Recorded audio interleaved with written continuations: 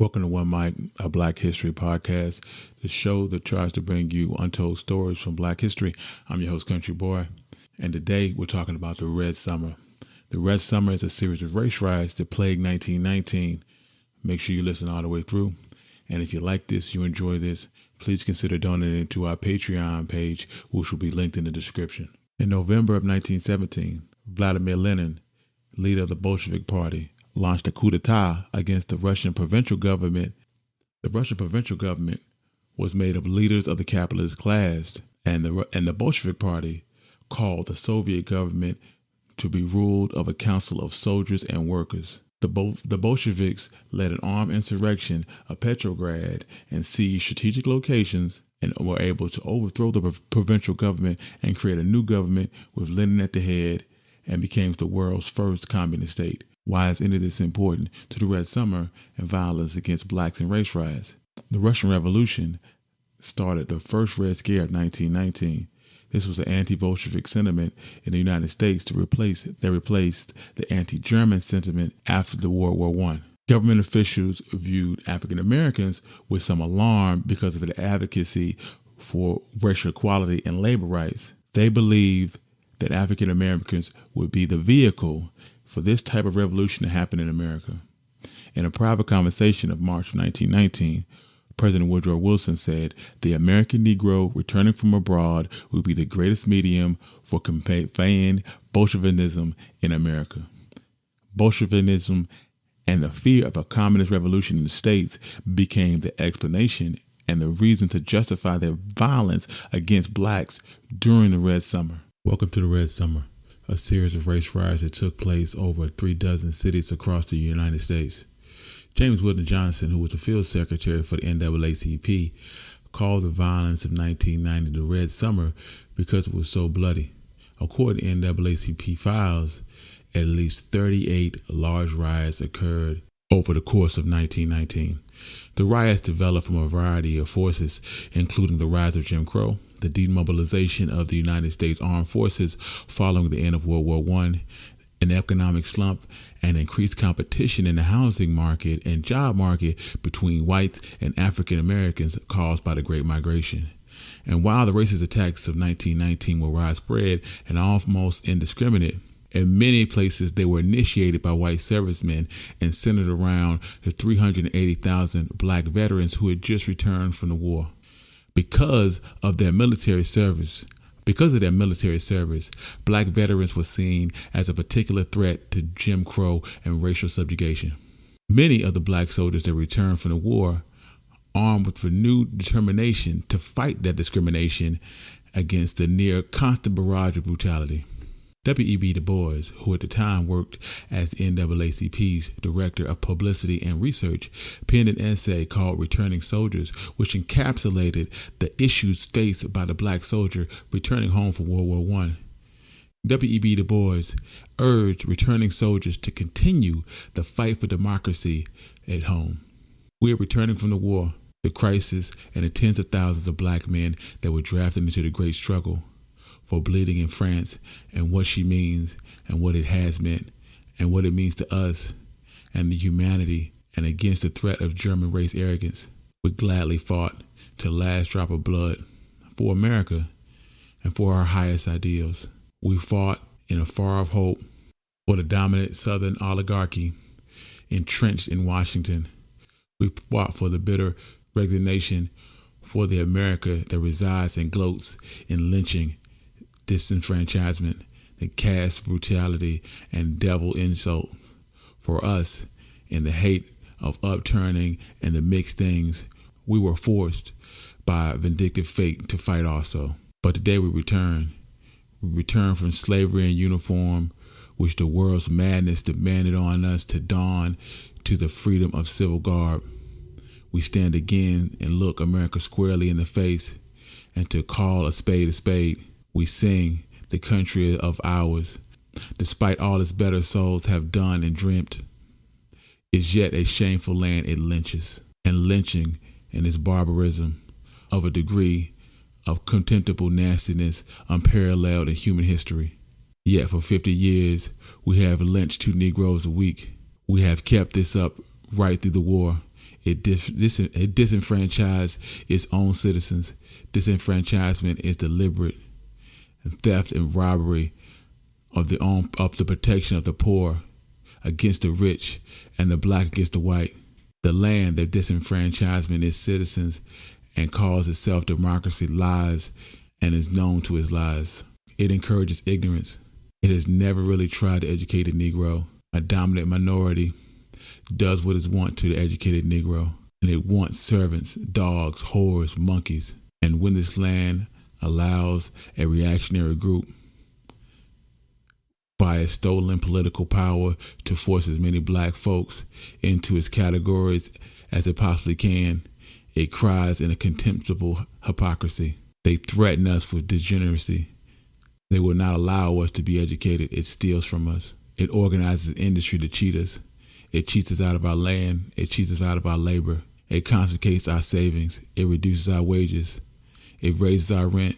It steals our profit. It taxes us without representation. It keeps us consistently and universally poor, and then feeds us on charity and derides our poverty. It insults us. It has organized a nationwide and laterally a worldwide propaganda to deliberate and continuously insult and deflame the black blood which it was found. It decrees it shall not be possible. It decrees it shall not be possible in travel nor residence, in work nor play, in education nor instruction, for a black man to exist without the tact or open acknowledgement of its inferiority to the dirtiest white dog. And it looks upon any attempt to question or even discuss this dogma and arrogance, unwarranted assumption and treason. This is the country to which we soldiers of democracy return. This is our fatherland for which we fought. This is our fatherland for which we fought, but it is our fatherland. It is our right to fight. The faults of our country are our faults, and under similar circumstances, we will fight again. But by God in heaven, we are cowards and jackasses if by now that the war is over, we do not marshal every ounce of our brain and brawn to fight sterner, harder, longer, and unbending battle against the forces of hell in our own land. We return fighting. Wait for democracy. We saved it in France, and by great Jehovah, we will save it in the United States of America, or known to the reason why. Washington, D.C. in 1919 had a vibrant black middle class, and in many ways epitomized the nation's black people. It had a slow but expanded economic and social advancements. The city's black population had grown rapidly since the Great Migration, and in 1919 they made up almost 1/4 of the city's population. Blacks in Washington had different experiences from their counterparts in northern cities because the district was more of a middle ground between the North and South. Blacks had to deal with a bit more segregation than in northern cities, but there also was less restrictive to Jim Crow laws than most of the South. This caused a strong but relatively conservative group of blacks to develop in Washington. So on Friday, July 18th of 1919, when a 19-year-old white woman was walking home from her job at the Bureau of Engraving, 2 black men were walking up the street the other way. The woman alleged that the 2 black men attempted to take her umbrella, and when she resisted, they immediately ran away. The news spread of the incident among white soldiers and sailors because the young woman was married to a Naval Aviation Corps employee. But because the police acted quickly and arrested the black man for the attack, whites didn't immediately riot on Friday night. The Washington Post stoked the flames of unrest by running a headline that announced, "Negroes attack a girl." On Saturday, the police released the man held for Friday's assault because of lack of evidence, and the white military men became incensed. Hundreds of servicemen gathered at the local YMCA and started to rampage. The mob attempted to lynch a black man, and he was only able to escape after being severely beaten. On Saturday night, the servicemen attacked any black they could find, pulling them off of streetcars and beating them on the sidewalk. Police would respond to a call. When they did, the crowd would disperse, only to reform after they left. Reports of the rioting were sent all over the country, but by Sunday morning, everyone assumed the worst was over. The blacks in NAACP urged the Navy to crack down against the sailors involved in the rioting, but they continued to do nothing. By Sunday night, again, hundreds of white sailors marched from the Washington Naval Yard into nearby neighborhoods, once again beating any black man they encountered. White men packed into cars and drove around black neighborhoods, firing at passers-by in what was known as terror cars. The dean of Howard University, Carter Godwin Woodson, was chased by a white mob while walking home from the Capitol. He ducked into a store entrance and watched as the servicemen attacked another black man, hoisted him up like a piece of meat, and then shot him as Woodson watched. Woodson then sneaked away, as to not end up being the next black man shot. Calls came into the police station with reports of mobs roaming the northeast part of Washington. Blacks streamed into local hospitals with injuries. And into police stations, refusing to leave until they were escorted home. By Monday, the federal government had still not taken any action. Woodrow Wilson had spent the weekend on vacation, cruising the Potomac in his yacht. He suffered a bout of dysentery, and when he returned, he went straight to bed, unaware at just how bad the situation had gotten. The district commissioner, Louis Brownlow, and the district's police chief, Raymond W. Pullman, met with Naval Secretary Josephus Daniels and War Secretary Newton D. Baker. The military offered 400 men in support of Washington's police officers, but officials were hesitant. The military commanders didn't cancel leave and rejected calls for martial law. Newton D. Baker agreed to lend military police to the city and urged sailors to maintain order, and the police asked citizens to stay off the streets. The local NAACP wrote Josephus Daniels and once again implored him to crack down on his sailors who were causing trouble. That evening, the local NAACP met with Louis Brownlow, asking for officers to protect the blacks. Both Brownlow and Chief Pullman insisted that they had a situation under control. Black leaders stated that if you can't protect us, we were armed and defend ourselves. Till Monday, white mobs dominated rioting with little resistance in black areas. That all changed on Monday when a group of 4 black men in a terror car sped past the Navy Hospital in southeastern D.C. and opened fire on the Century and any patients roaming the grounds. The men were quickly arrested, but the news was out. Blacks were fighting back, and Negroes began to indiscriminately beat any white person that came into their neighborhoods. The reluctance to accept federal aid was a bit odd because it was clear that more trouble was coming, and D.C. was under federal jurisdiction, so troops could be mobilized almost immediately, unlike in other cities. Brownlow insisted that his 400-member police force and several hundred lone troops had the riot under control. And even as Brownlow insisted he had the situation under control, white military men and civilians gathered in mob across the city, and black veterans in the thousands formed in the streets to protect their neighborhoods. The black men set up barricades on the streets leading into their neighborhoods, and there were at least 2,000 Negroes with pistols declaring their purpose to die for their race and defy any white mob. By Monday evening, 400 men, mostly soldiers, gathered by the Knights of the Columbus Military Recreation Center. Riots and attacks had already been happening all over the city, but this set off a full-scale riot in downtown Washington. White soldiers hurled stones and bottles at blacks. They also ripped the blacks off of streetcars and beaten them in the streets. One rioter crushed a black man's skull with the butt of his rifle. Blacks retaliated, pulling white men from streetcars as they passed through their neighborhoods. The mob also tossed bricks at streetcars, and terror cars filled with both black and white men drove through opposing neighborhoods, shooting randomly. Panic swept through the city's neighborhoods, even those not consumed by the rioting. Police cars rushed up and down streets, and people cowered in their apartments. During Monday night, at least 4 people were killed. Hospitals were overwhelmed with the injured. During Monday night, at least 4 people were killed, and the hospitals were overwhelmed with the injured. By Tuesday mornings, the streets had cleared, but not because of any police action, but because the mobs had exhausted themselves out. Despite the chaos, Woodrow Wilson had made no public remarks.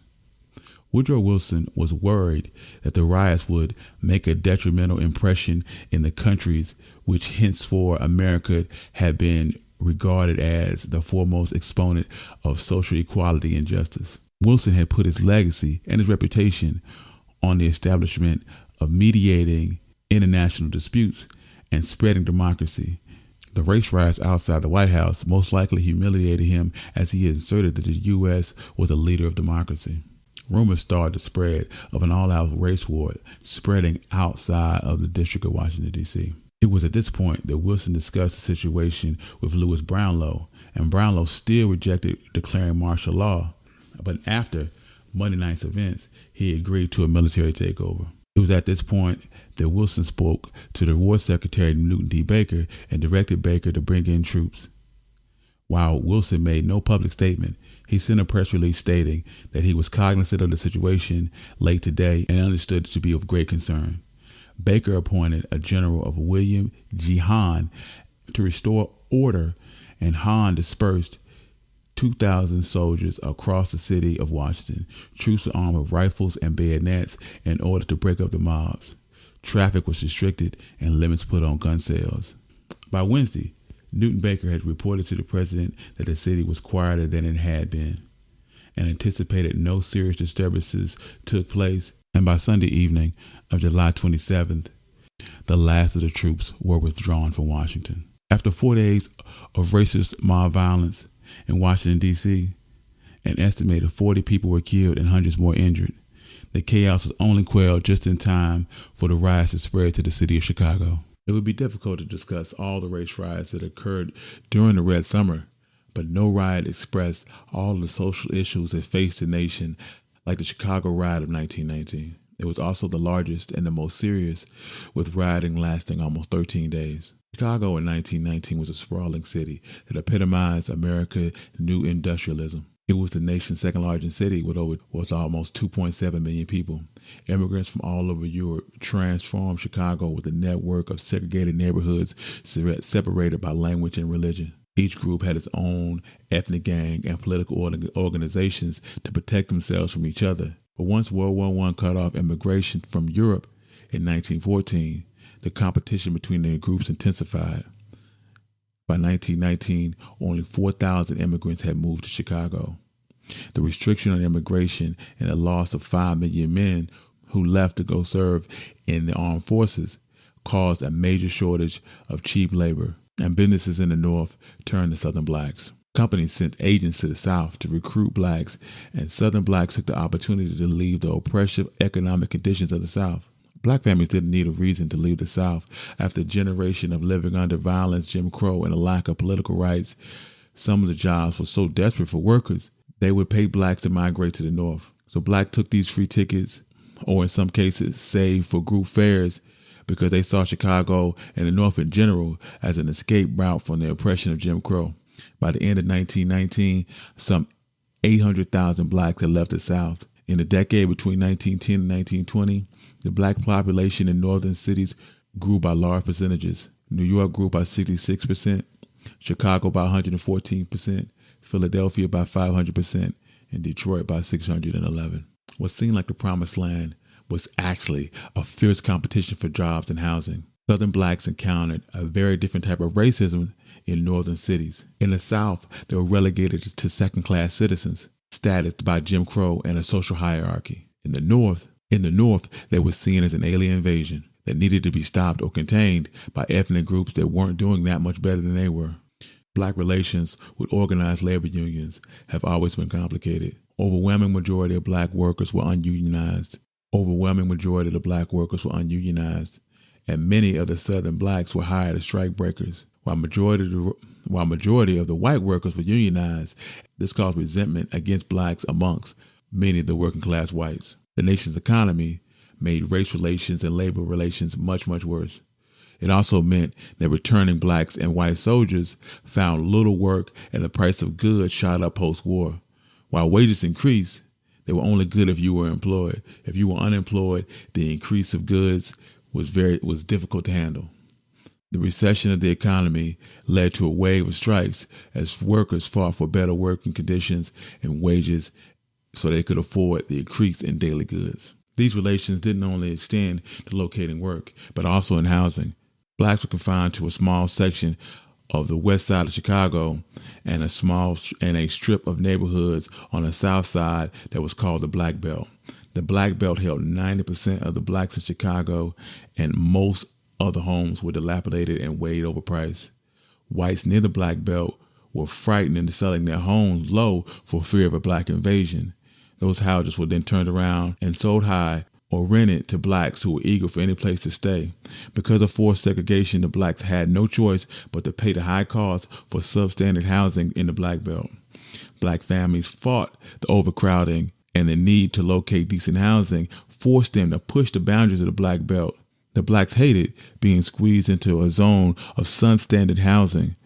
The black people hated being squeezed into substandard, overpriced housing, and the whites felt like they had been encroached into their carefully carved area of Chicago. The riot started on July 27, 1919. Chicago had been oppressively hot, reaching the 90s every day, and on this day it was 96 degrees. Many Chicagoans had the same idea of going to the beaches of Lake Michigan. In Chicago, even the beaches were segregated. The south side of Chicago had a white beach that started on 29th Street and had a colored beach that was rocky and uneven and started on 25th Street behind several factories. On this day, 5 teenagers, Charles and Lawrence Williams, Paul Williams, John Harris, and Eugene Williams, decided to go to the beach. But they didn't head to the Black Beach. Instead, they headed to a secret beach that they called the Hot and Cold. It was a rocky inlet near a brewery that shot hot water into the inlet and an ice company that shot freezing cold water into the same inlet. Only the teens knew about this beach. And they made a raft out of old logs and pushed it out into the lake. And as it drifted along, it slowly gave way southward towards the white beach. Earlier in the day, the white-only beach had several African Americans attempt to enter the water. A white mob formed and tried to drive them away by hurling rocks at them. The blacks came back with reinforcements and started throwing their own rocks. A larger group of whites formed and then scared away those blacks. The boys had no idea about the incident earlier in the day, but they did see a white man tossing rocks at them. The boys dove underwater as to not be hit with the rocks and weren't overly concerned with the white man until Eugene Williams sank into the water and didn't come back up. John Turner Harris later stated that he saw Eugene get struck in the forehead with a rock and attempted to help his friend, but he disappeared underwater. The lifeguard from the Black Beach and several black men ran over and frantically looked for Eugene. Police arrived and they dug the lake and recovered the lifeless body of Eugene Williams. The boys told the blacks at the Black Beach what had happened and pointed to a man by the name of George Starber as the man who threw the rocks. One of the police officers, a man by the name of Daniel Callahan, refused to arrest Starber and wouldn't allow the black officer on the scene to arrest him either. As the blacks grew more and more angry with Callahan, he arrested a black man based on a crowd complaint by one of the white men at the beach. Meanwhile, Starboard hid in the crowd of whites. As news spread about the incident at the beach, blacks began to gather their way to the white beach. They demanded the police to turn over Officer Callahan and the rock thrower Starboard. The police attempted to get the crowd to disperse, but by 6 p.m., a black man by the name of James Crawford opened fire on the officers. He was shot and killed by the police, and this only angered the black mob even more. They began attacking white men who attempted to leave the beach. In total, 4 men were beaten, 5 were stabbed, and 1 was shot. The people leaving the beach spread the news of the shooting, the attacks on whites, and as night fell, white gangs began to show on the western edge of the Black Belt and began to attack any black passing through the white neighborhoods. The next day, on Monday morning, the riot made front-page news across the country. Following the riots in Washington that had rattled the nerves of the nation, it seemed as if things had calmed. People were going about their jobs like they had always done, but trouble was still brewing. The heat was brutal, and children were out of school, but not a single person was at the white beach. The rumors that blacks had amassed almost 2,000 rifles and were preparing themselves at attack on the white neighborhoods. This caused scattered fighting to break out throughout the day, and white mobs grew larger and larger with a mix of different ethnic groups who at one time fought each other but rallied together against a common enemy, the blacks. For the years leading up to the riot, blacks had complained about the white police officers. Only 200 of the 3,800 police officers in Chicago were black. So a committee of black leaders spoke to the police chief, James Garrity, and he assured that the blacks would be treated equally and the situation was under control.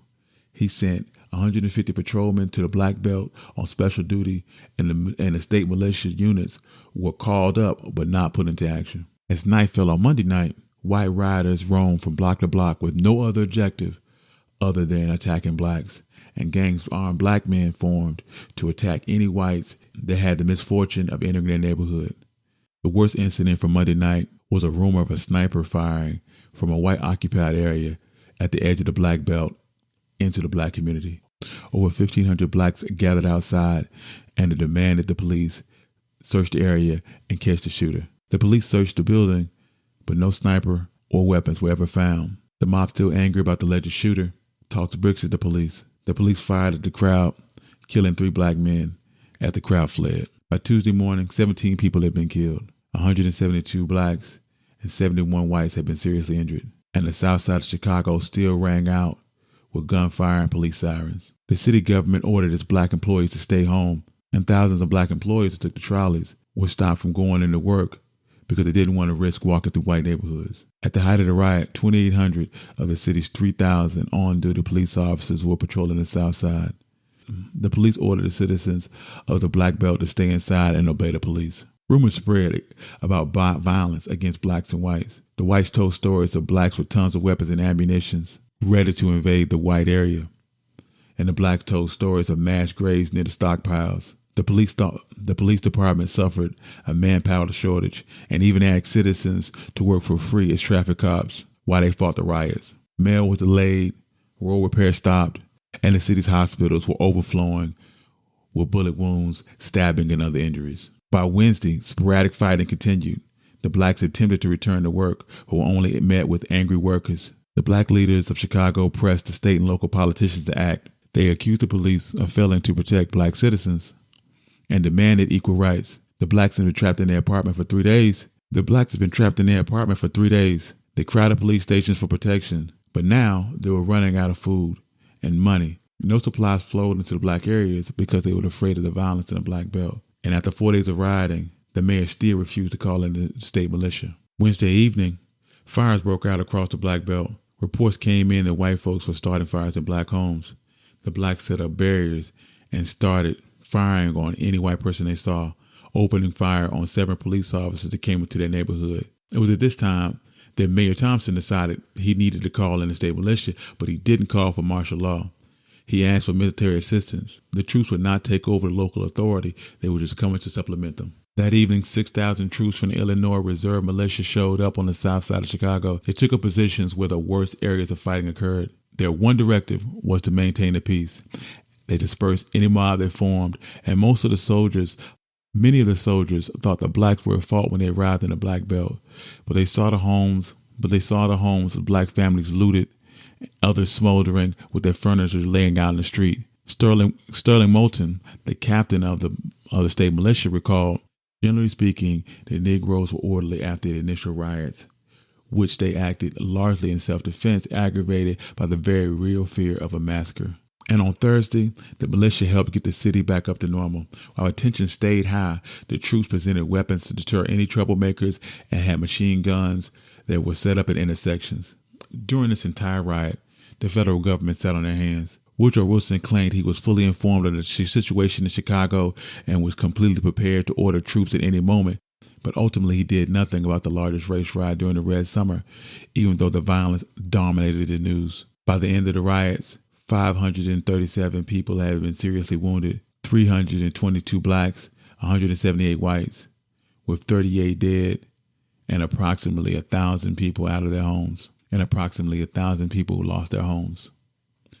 and approximately 1,000 people lost their homes. 1919 should have been a year of peace. With the way the world defeated autocracy, Woodrow Wilson stated that we should be drawn together in a combination of moral force that is irresistible. Blacks in the United States hoped that 1919 would usher in a new age of prosperity and freedom. They also believed their participation in the war effort had earned them equal rights that they had been promised. They thought that they were on the edge of being seen as equals and felt betrayed and angry at the violence against them during 1919. But something had changed. They were experiencing in France and in factories, the African Americans began to fight back against the mobs and they organized political organizations like the NAACP. Blacks reacted to the riots emboldened and was a turning point for blacks in America. Stanley B. Norval wrote that 500,000 Negroes were sent overseas to serve their country, but they brought back contracts that widened both their perception and their perspectives. It broadened them. It gave them new angles on life and on government and what it meant. They were new men in a new world. And if you please, into their possibilities for direction and guidance to use their power was limitless. They only need to be instructed and led. They have been awakened, but they have yet to complete the conception of what they have awakened to. The Red Summer shined a bright light on American race relations. It should be viewed as a chronic illness in this country. The Red Summer was a spasm of brutality that rose as Black Americans attempted to reach for true equality. The Red Summer is a story of destruction, but also a story of beginnings, because it was the beginning of the freedom movement. Before the war, the NAACP had only 9,000 members, yet by the end of the early 20s, it had over 100,000. As the violence unfolded, the NAACP became the primary civil rights organization and signaled a growing boldness and cohesion in blacks organizing what eventually would be the seeds of the civil rights movement.